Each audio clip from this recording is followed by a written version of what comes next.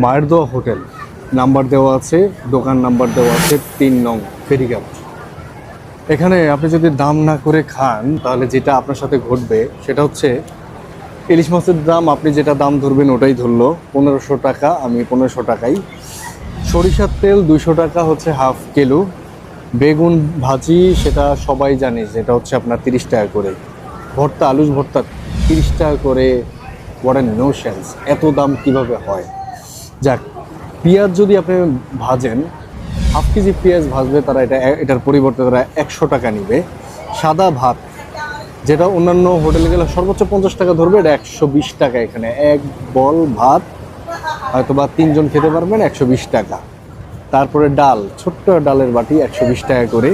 পানি আপনি খান নর্মালি হচ্ছে গায়ের রেটই দেওয়া আছে 40 টাকা, সেখানে তারা ধরে হচ্ছে 50 টাকা করে। 2 লিটারের পানি তারা ধরছে হচ্ছে 100 টাকা। আর কোল্ড ড্রিঙ্কস গায়ের রেট হচ্ছে 70 টাকা, এখানে ধরলো হচ্ছে 80 টাকা। সো আপনি ইলিশ মাছে জিতে যাবেন ঠিকই, কিন্তু আপনার দামটা তারা উদ্ধার করবে মূলত পরবর্তী যেগুলো আপনাদেরকে বলে দিলাম এগুলোতে। সো এগুলো একটু জিজ্ঞাসা করে খাওয়া উচিত। সো হোটেলের নাম হচ্ছে মা বাবার দোয়া হোটেল, নাম্বার সহ দেওয়া আছে, নাম্বারটাও দেখে নেন। পরবর্তীতে আসলে অবশ্যই সাবধান।